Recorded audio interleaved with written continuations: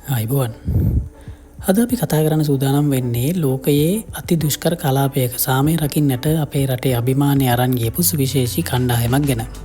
ඒ තමයි මේ වෙනකොට කලාකාරී තත්ත්වයක් ඇති වෙලා තියෙන මධ්‍යම අප්‍රිකානු ජනරජයේ එක්සත් ජාතීන්ගේ සාමසාධක මෙහෙයුම් සඳහා සහභාගී වුණ ශ්‍රී ලංකා ගුවන් හමුදා කණ්ඩායම.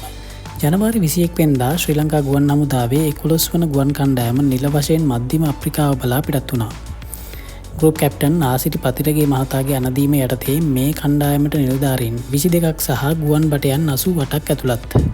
මෙහි විශේෂම දේ තමයි මේ අතර අපේ කාන්තා නිලධාරියන් 2 දෙනෙක් සහ ගුවන් කාන්තාවන් 5 දෙනෙකුත් මේ අභියෝගාත්මක ගමනට එක්ව සිටීම. හැබැයි මේ ගමන පිටත් වෙද්දිම තවත් විශේෂී දෙයක් වුණා.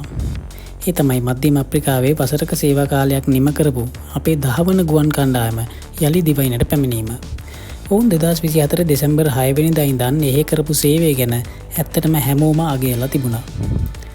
ඔබ දන්නවද පසුගිය වසර ඇතුළත අපේ මේ ගුවන් නියමුවන් සහ කාර්මික නිලධාරීන් පැය 1500කට වඩා වැඩි පියාසර කාලයක් මධ්‍යම අප්‍රිකාවේදී වාර්තා කරලා තියෙනවා. ඒ වගේම හදිසි වෛද්‍ය ආධාර අවශ්‍ය වුණ අවස්ථාවලදී රාත්‍රී කාලයේදී පවා අතිශය දුෂ්කර මෙහෙයුම් සිදු කරලා තියෙනවා.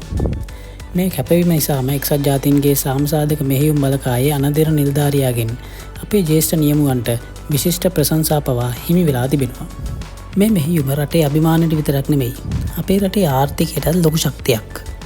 ගුවන් මෙහෙයුම් ගාස්තු නිලධාරීන්ගේ වැටුප් සහ උපකරණ සඳහා ලැබෙන වන්දි මුදල් හරහා විශාල විදේශ විනිමයක් ශ්‍රී ලංකාවට ගලාගෙන එනවා.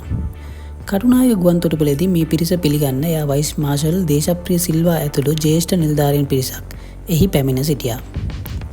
පිටත්ව යන 11 වන කණ්ඩායමට සුබ පතන අතරම ආපහු වීරයන්වත් ඔවුන් ඉතා උණුසුම්ම පිළිගත්තා. ඉතින් මධ්‍යම අප්‍රිකාවේ අසීරු තත්ත්වයන් යටතේ සාමය වෙනුවෙන් සටන් කරන අපේ රටේ නම ලෝක සිතියමේ ඉහළින්ම තියෙන මේ ගුවන් වීරයන්ට අපි හැමෝම සුබ පතමු. ඉතින් මේ ගැන ඔබට හිතෙන දේවල්, ඔබ දන්න දේවල් කමෙන්ට් එකක් විදිහට ලියලා තියන්න.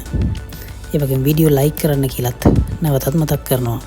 මේ channel එක තාමත් subscribe කරලා නැත්නම් දැන් මම subscribe කරලා තියාගන්න මේ NC Inside Sub.